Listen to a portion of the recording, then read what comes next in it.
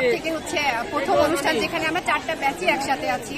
আর এই প্রোগ্রামটা করার মেইন উদ্দেশ্য হচ্ছে আমরা যেন 4টা ব্যাচের মধ্যে বেশি পরিমাণে যে আমাদের কম্প্যাটেবিলিটি আছে, আমাদের কানেকশন কমিউনিকেশন আছে, সবকিছু যেন আমরা বেশি বন্ডিংটা স্ট্রং করতে পারি।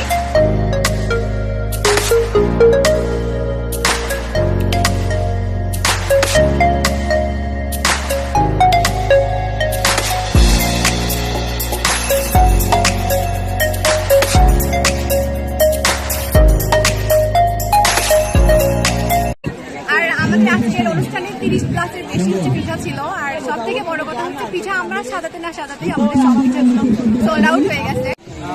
সোশ্যাল ওয়েলফেয়ার ডিপার্টমেন্ট থেকে আমরা এই অনুষ্ঠানটা আয়োজন করেছি মূলত শীতের শেষে, এজন্য যে শীত প্রায় শেষের দিকে, আর আমরা চাচ্ছি শীতের এই আমেজের শেষ হওয়াটা যেন শীতের শুরুর আবহাওয়াটার মাধ্যমে শেষ হয়।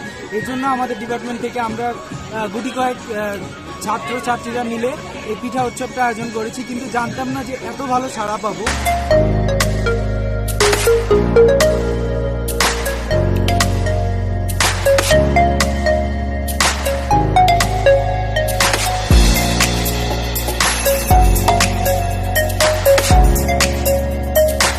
ক্যাম্পাসে এরকম একটা উৎসবমুখর পরিবেশ খুবই ভালো লাগছে, আর শীতকালীন একটা আমেজ পাওয়া যাচ্ছে।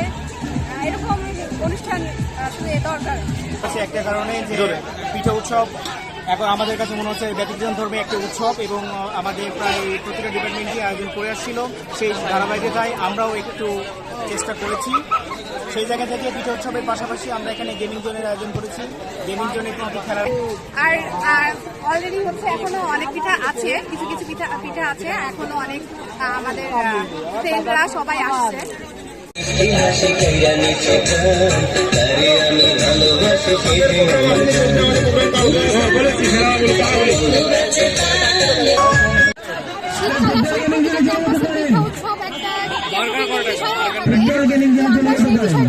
শীতকে থিম করেই বানানোর চেষ্টা করেছি।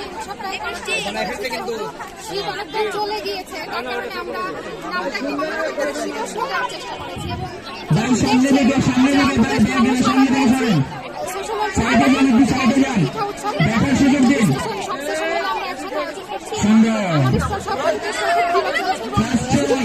পিঠার সাথে আরো বিভিন্ন ফাস্টফুডের আইটেম আমরা রাখার চেষ্টা করেছি।